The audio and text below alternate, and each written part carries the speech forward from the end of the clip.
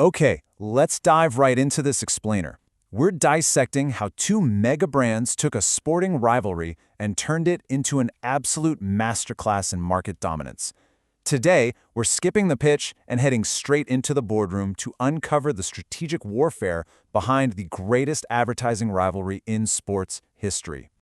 To really grasp the sheer scale of what we're talking about here, just look at Nike's football revenue for 2024 alone. Over $12 billion. Let that sink in. This isn't just a game, right? It's a massive, high-stakes battle for global market share, consumer identity, and, of course, massive returns on investment. So here's the roadmap for this executive briefing. 1. The billion-dollar duopoly. 2. Culture versus storytelling. 3. World Cup campaign strategies. 4. Measuring the ROI. And finally, 5. Future-proofing brands. Let's get to it. Section 1. The billion-dollar duopoly. Let's look at how these two corporate empires laid their foundations. The core divide between these two is honestly striking. You've got Adidas, right? They built their empire starting way back in 1949 in Germany with this intense product-first infrastructure. They were obsessed with pure performance, leather, studs, turf. Then you have Nike. They stormed the gates much later in 1994, bringing this incredibly aggressive, narrative-driven American strategy. They basically disrupted the market overnight by sponsoring the Brazilian national team and treating football boots less like standard gear and more like superhero capes. Section 2. Culture versus storytelling. This brings us to their core philosophical approach to talent. The really crucial point here is how they position their marquee stars. Adidas uses Lionel Messi to project this idea of the silent genius. The message is quietly confident, Pure artistic football is enough. No extra noise required. Nike takes the exact opposite approach with Cristiano Ronaldo. They present the machine. It's loud, it's bombastic, and it screams that relentless hard work and sheer willpower can build an unstoppable force. Now, when we zoom out and look at Adidas's broader strategy, it's a massive culture play. They don't just sponsor the players, they literally own the infrastructure of the sport. They've held the official World Cup ball contract since 1970. They've dressed 13 of the last 23 World Cup winners. From the referees to the match balls, they are so deeply embedded in the history and fabric of the game that they're virtually impossible to displace. Conversely, Nike is the ultimate storytelling machine. They don't just do ads, they create massive cultural events. Instead of your standard 60-second commercial, they're dropping blockbuster mini-movies directed by Hollywood heavyweights like Ridley Scott and Guy Ritchie.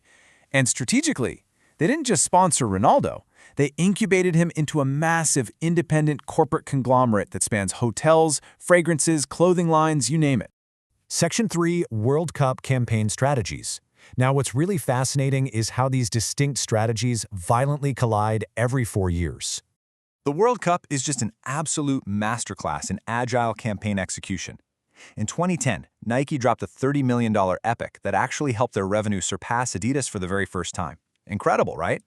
Well, in 2014, Adidas fought back with a brilliant guerrilla tactic. They didn't even rely on a player. They gave an inanimate object, the bazooka ball, its own voice, and it captured over 5 million Twitter followers. 2018 proved the value of real-time marketing when both Messi and Ronaldo exited early, and both brands successfully pivoted their massive campaigns overnight. And then 2022, the ultimate climax. The scale of that 2022 climax was literally unprecedented. When Messi lifted that trophy, it generated over 3 billion social media engagements. 3 billion? That's the highest for any single sporting event in history. In that exact moment, the Adidas logo, reflected right there in the trophy, became the most photographed logo in human history. You simply cannot buy that level of organic, global reach. It was the absolute payoff of a 50-year culture strategy. But Nike wasn't just sitting there quietly. When Ronaldo's Portugal was eliminated and he left the pitch in tears, Nike executed this brilliant, agile pivot. Within hours, they released an emotional, near-silent tribute post. That single post, it generated 300 million impressions overnight. From a business perspective, it proves something vital. Showcasing vulnerability drives immense, highly valuable engagement. Section 4. Measuring the ROI. Let's see how all this actually builds into the bottom line. When we talk capital expenditures, both brands are committing roughly $1 billion annually to football sponsorships.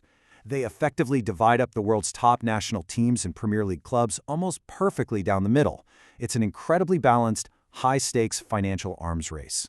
And because their financial spend is practically identical, the real battleground isn't the money at all. The ultimate corporate differentiator here is brand meaning.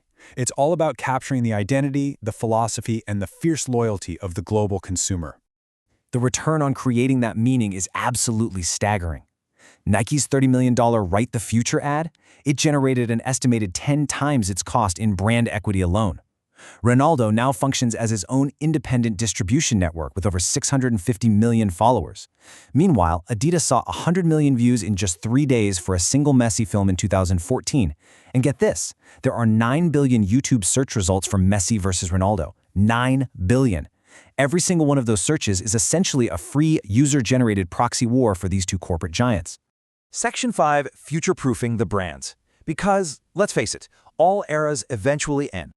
With Messi and Ronaldo aging out, what we are watching right now is ruthless, high-stakes succession planning. It's the strategic investment in the next generation of talent to ensure that billions in brand equity transition smoothly when these era-defining figures finally retire. And what's really fascinating is that as they build for tomorrow, they're doubling down on those core identities we talked about earlier.